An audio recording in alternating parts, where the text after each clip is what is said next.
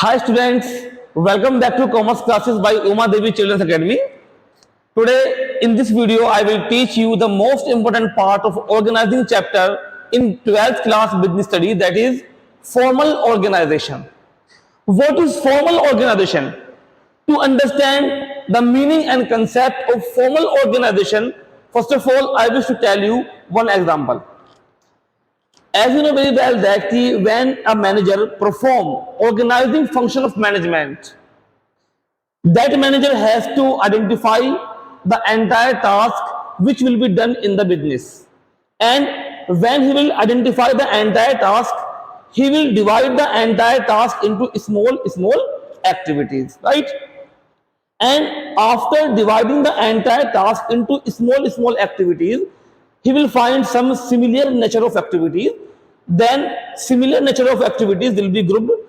That group will be called department, right? Now let's take an example.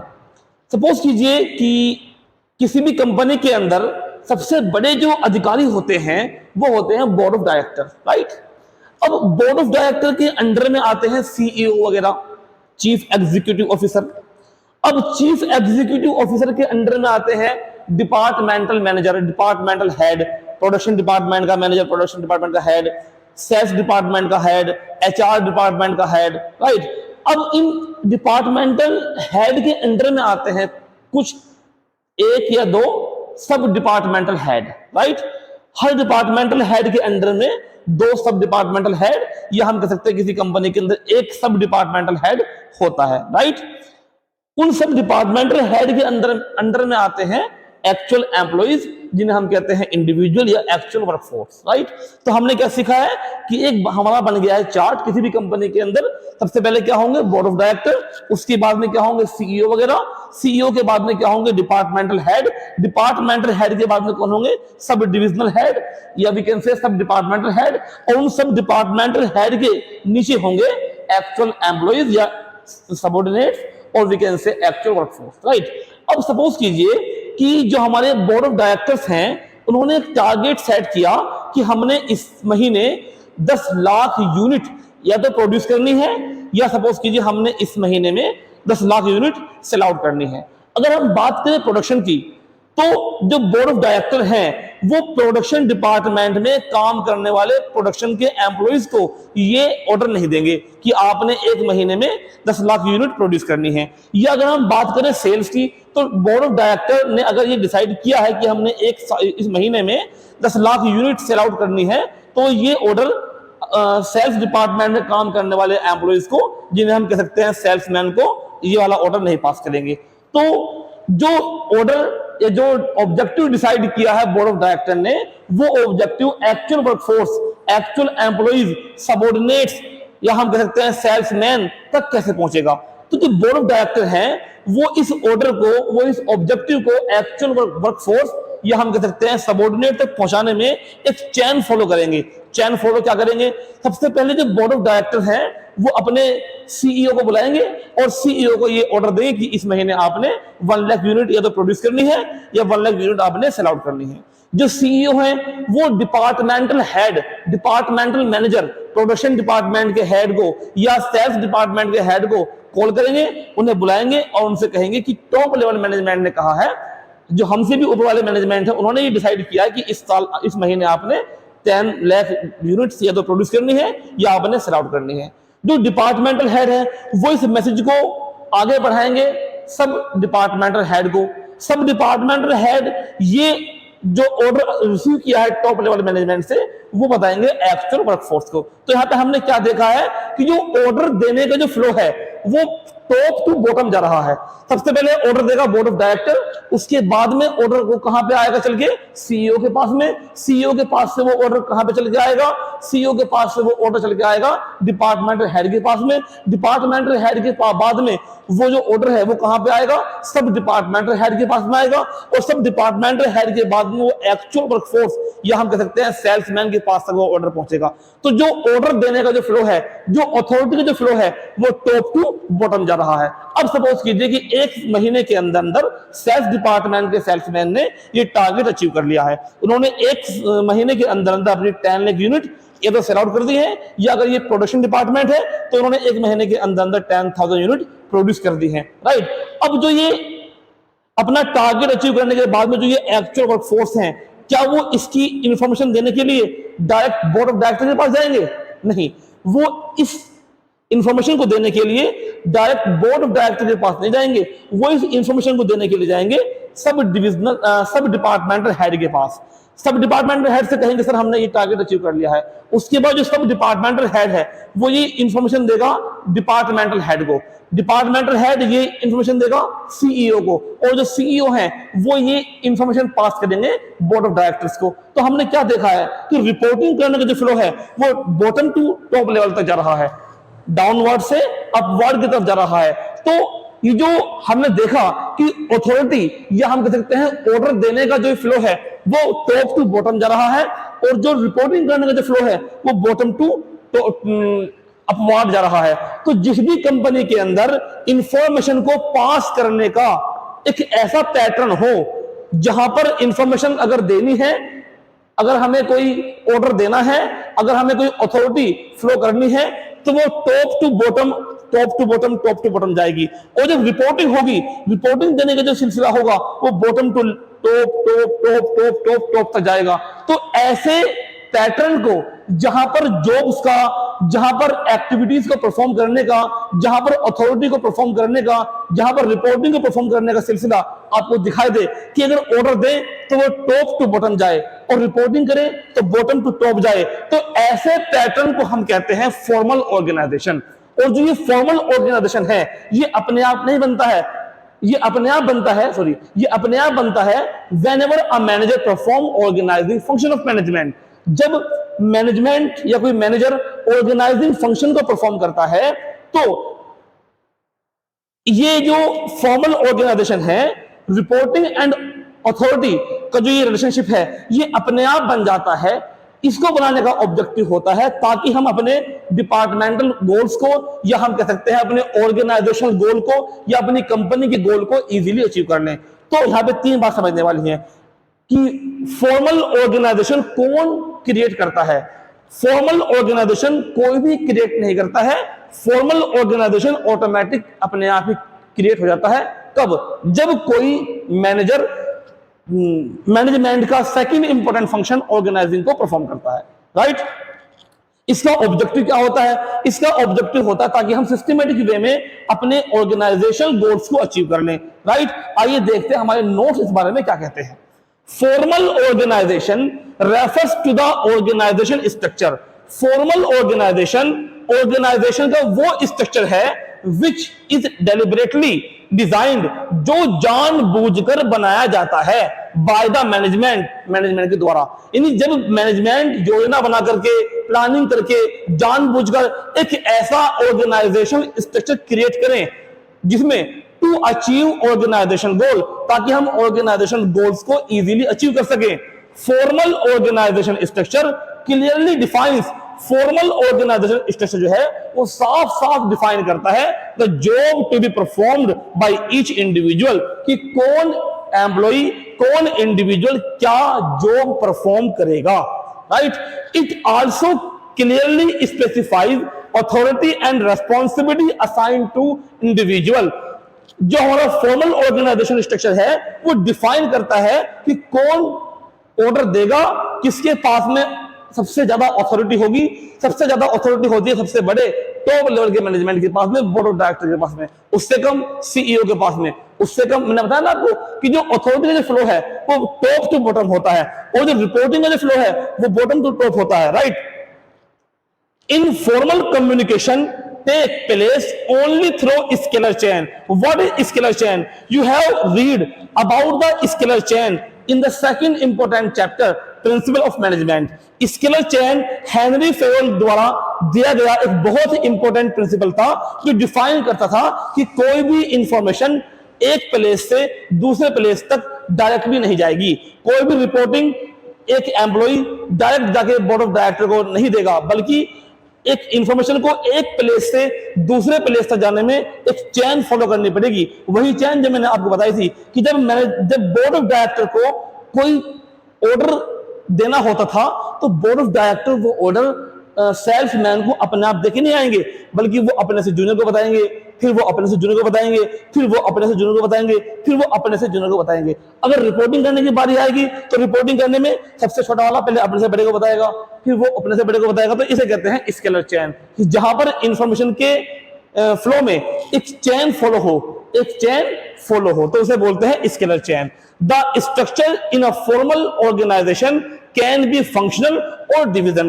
किसी भी company के अंदर formal organisation जो होता है वो फंक्शनल भी हो सकता है और डिविजनल भी हो सकता है। जरूरी नहीं है कि फॉर्मल ऑर्गेनाइजेशन स्ट्रक्चर सिर्फ फंक्शनल कंपनीज के अंदर ही हो या फंक्शनल स्ट्रक्चर के अंदर ही हो, वो फंक्शनल स्ट्रक्चर के अंदर भी हो सकता है और डिविजनल स्ट्रक्चर के अंदर भी हो सकता है। तो इतनी सारी बात हमने क्या सिखाया आपको कि formal organisation refers to the organisational structure. Formal organisation एक ऐसा ऑर्गेनाइजेशनल स्ट्रक्चर है विच इज डेलिबरेटली डिजाइंड, जो डिजाइन किया जाता है, जो बनाया जाता है, जो क्रिएट किया जाता है बाय द मैनेजमेंट के द्वारा। क्यों? To achieve organization goal, organization goal को अचीव करने के लिए। तो फॉर्मल ऑर्गेनाइजेशन एक ऐसा ऑर्गेनाइजेशनल स्ट्रक्चर है जो मैनेजमेंट क्रिएट करता है, डिजाइन करता है जानबूझ करके अपने ऑर्गेनाइजेशन गोल को अचीव करने के लिए। Formal organisation structure clearly define, जो फॉर्मल ऑर्गेनाइजेशन स्ट्रक्चर है वो साफ साफ डिफाइन करता है। साफ साफ क्या डिफाइन करता है? साफ साफ क्या करता है? Explain the job to be performed by each individual, कि हर एक इंडिविजुअल क्या जॉब परफॉर्म करेगा, हर एक एम्प्लॉय क्या काम करेगा, क्या एक्टिविटीज करेगा, क्या एक्शन करेगा। It also clearly specifies authority and responsibility assigned to individual in the organization। Formal organisation define करता है कि किस एम्प्लॉय के पास में कौन सी अथॉरिटी होगी और कौन सी रेस्पॉन्सिबिलिटी होगी। Authority means power to give order and responsibility means power to perform that order. Power to या आप कह सकते हैं रेस्पॉन्सिबिलिटी मीन्स जिम्मेदारी, उस ऑर्डर को निभाने की जिम्मेदारी को रेस्पॉन्सिबिलिटी कहते हैं, राइट। तो in formal communication take place only through scalar chain. कोई भी इंफॉर्मेशन एक प्लेस से दूसरे प्लेस पर अगर जाएगी तो वो एक चेन को फॉलो करते हुए जाएगी, that is called scalar chain.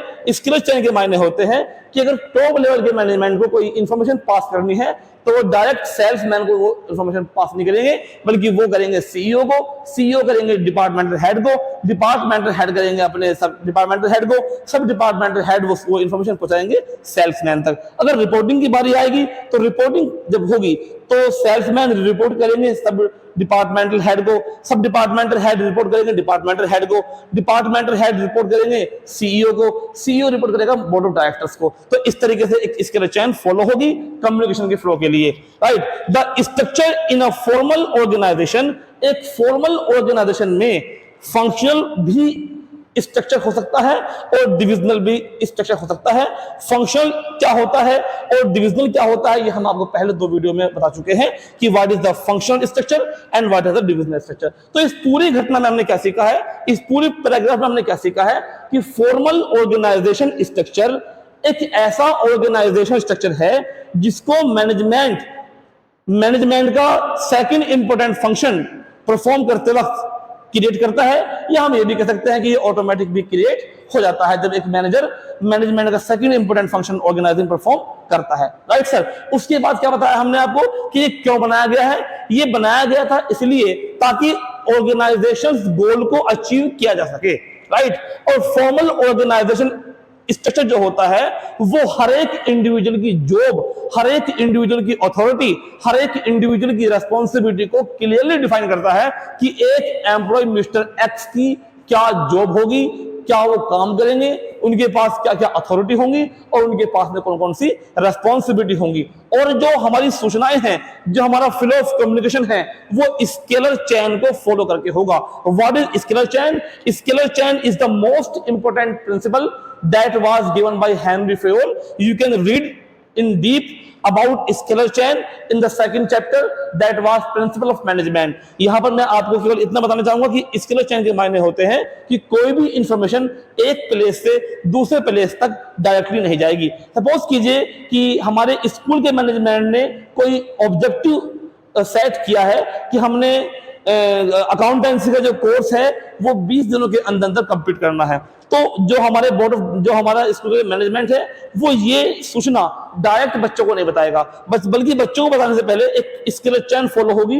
कैसे फॉलो होगी कि सबसे पहले जो हमारा स्कूल का मैनेजमेंट है वो ये इंफॉर्मेशन पास करेगा कोऑर्डिनेटर को, कोऑर्डिनेटर ये इंफॉर्मेशन पास करेगा सब्जेक्ट टीचर को, सब्जेक्ट टीचर ये इंफॉर्मेशन पास करेगा स्टूडेंट को। और जब स्टूडेंट 20 डेज के अंदर अंदर अपने अकाउंटेंसी का कोर्स कंप्लीट कर लेंगे तो वो इस सूचना को लेके मैनेजमेंट के गेट पर नहीं जाएगा, बल्कि पहले स्टूडेंट बताएंगे किसे, अपने सब्जेक्ट टीचर को।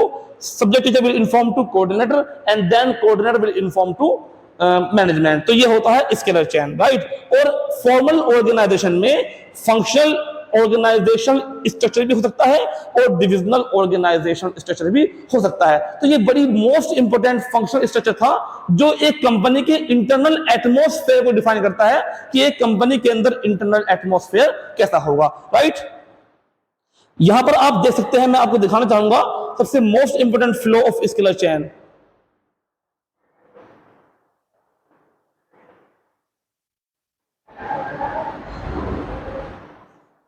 स्टॉप करो बेटा। है you can see that authority is going downward and responsibility और we can say reporting down is going upward, right. चलिए next you can see here, according to Louis Allen the formal organization is a system of well defined job each bearing a definite measure, authority, responsibility and accountability। Mister Louis Allen ने कहा है कि formal organisation job का एक well defined system है जिसमें यह बताया जाता है कि किस इंडिविजुअल के पास में, किस सबऑर्डिनेट के पास में क्या अथॉरिटी होगी, क्या रेस्पॉन्सिबिलिटी होगी और उनकी क्या जवाबदेही होगी, राइट। अगर वो अपने अथॉरिटी को यूज करके अपनी रेस्पॉन्सिबिलिटी को परफॉर्म कर रहे हैं और रेस्पॉन्सिबिलिटी को अगर वो अचीव कर पाते हैं या अपनी रेस्पॉन्सिबिलिटी को वो अचीव नहीं कर पाते हैं तो उनकी अकाउंटेबिलिटी, उनकी जवाबदेही किसे होगी, क्या होगी। एक एग्जांपल से ये बात समझते हैं। A company is manufacturing TV, there is well defined system of job with a clear and definite authority, responsibility and accountability in the company, but people are not allowed to interact beyond their officially defined roles। Suppose कीजिए कि एक कोई company है जहां पर TV manufacture होते हैं, उस कंपनी के अंदर काम करने वाले हर एक एम्प्लॉय जानते हैं कि मेरे क्या रोल होगा, मेरे पास में क्या क्या अथॉरिटी होंगी, मेरे पास में क्या क्या रेस्पॉन्सिबिलिटी होंगी। और अगर ये एम्प्लॉय अपने ऑफिशियल क्राइटेरिया को नहीं लांघते हैं, अपने ऑफिशियल क्राइटेरिया के लिमिटेशन में रहकर ही अपनी जॉब को परफॉर्म करते हैं, अपने ऑफिशियल क्राइटेरिया के अंदर ही रहकर के अपनी जॉब को परफॉर्म करते हैं, अपनी अथॉरिटी को यूज करते हैं, अपनी रेस्पॉन्सिबिलिटी को यूज करते हैं, तो यहां पर हम कह सकते हैं कि ऐसा बनने वाला जो होता है स्ट्रक्चर वो फॉर्मल ऑर्गेनाइजेशनल स्ट्रक्चर होता है। फॉर्मल ऑर्गेनाइजेशनल स्ट्रक्चर के अंदर कोई भी एम्प्लॉय अपने ऑफिशियल क्राइटेरिया को, अपनी ऑफिशियल लिमिटेशन को नहीं लांघेगा। वो अपने ऑफिशियल क्राइटेरिया के अंदर रह करके ही अपनी जॉब को, अपनी अथॉरिटी को, अपनी रेस्पॉन्सिबिलिटी को और अपनी अकाउंटेबिलिटी को परफॉर्म करेगा, राइट। अब सबसे बड़ा और इंपॉर्टेंट जो हमारा टॉपिक है वो है features of formal organisation structure, the most important part. As I told you that it is deliberately created.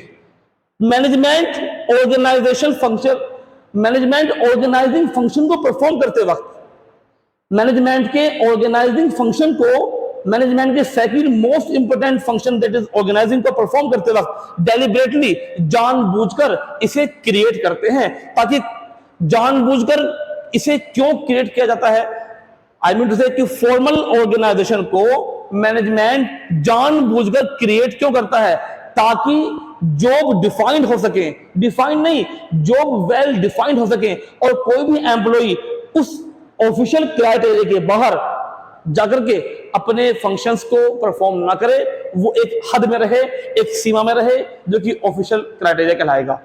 Defines superior subordinate relationship, जो हमारा फॉर्मल ऑर्गेनाइजेशन स्ट्रक्चर है, ये बताता है कि कौन सुपीरियर होगा, कौन बॉस होगा, कौन ऑर्डर देने वाला होगा और कौन होगा सबऑर्डिनेट, कौन होगा ऑर्डर लेने वाला। राइट, हमने मतलब आपसे शुरू में बताया था कि ऑर्डर देने का जो सिलसिला है वो टॉप टू बॉटम जाता है। तो कौन किसका बॉस होगा, कौन किसका बॉस होगा और कौन किसका सबऑर्डिनेट, कौन किसे रिपोर्ट करेगा, कौन किसे रिपोर्ट करेगा, कौन किसे रिपोर्ट करेगा, ये क्लियरली डिफाइन होता है फॉर्मल ऑर्गेनाइजेशन स्ट्रक्चर के अंदर। तीसरा, ऑफिशियल लाइन ऑफ कम्युनिकेशन, एक हद होती है, लिमिटेशन होती है कि कोई भी एम्प्लॉय उसे ही फॉलो करेगा, उसके बियॉन्ड जाकर के, उसके बाहर जाकर के कोई भी एम्प्लॉय काम नहीं करेगा। और जो हमारा फ्लो ऑफ कम्युनिकेशन होगा वो स्केलर चेन में होगा। ऑफिशियल लाइन ऑफ कम्युनिकेशन कि हमारा जो कम्युनिकेशन जो है इंफॉर्मेशन को एक प्लेस से दूसरे प्लेस तक पहुंचाने के लिए स्केलर चेन को स्ट्रिक्टली फॉलो किया जाएगा। व्हाट इज स्केलर चेन, मैं बार बार बता रहा हूं कि स्केलर चेन जो होता है वो इंफॉर्मेशन को एक प्लेस से दूसरे प्लेस तक ले जाने का एक सिस्टम होता है। कोई भी जूनियर अपना reporting directly board of director को नहीं करेगा, वो कुछ स्टेप फॉलो करेगा। तो ऑफिशियल लाइन ऑफ कम्युनिकेशन होगी, यानी कि हम कह सकते हैं कि एक स्केलर चेन होगा जिसे स्ट्रिक्टली फॉलो किया जाएगा। राइट, एम्फेसिस ऑफ वर्क, सबसे ज्यादा जो फोकस होता है वो काम पर होता है कि हमें काम पूरा चाहिए, बियॉन्ड द ऑफिशियल लिमिट में कभी नहीं, हमेशा ही ऑफिशियल लिमिट के अंदर, कि कोई भी एम्प्लॉय अपना काम करेगा सिर्फ और सिर्फ अपने क्राइटेरिया के अंदर रह करके, अपनी अथॉरिटी को अपने क्राइटेरिया के अंदर फॉलो करेगा, अपनी रेस्पॉन्सिबिलिटी को अपने ही लिमिटेशन के अंदर रहकर पूरा करेगा। तो मोस्ट इंपोर्टेंट जो एम्फेसिस है, फोकस जो दिया जाता है वो वर्क पर दिया जाता है और रूल्स एंड प्रोसीजर्स को स्ट्रिक्टली फॉलो किया जाता है। तो ये था हमारा मोस्ट इंपोर्टेंट फॉर्मल ऑर्गेनाइजेशन और ये से हमारे उसके फॉर्मल ऑर्गेनाइजेशन के फीचर। तो हम कह सकते हैं कि फॉर्मल ऑर्गेनाइजेशन के अंदर 5 फीचर अवेलेबल होते हैं। राइट, तो I think you have understood the meaning and concept of formal organisation. Thank you and have a nice day. In my next video, I will teach you advantage and disadvantage of formal organization structure. Thank you and have a nice day.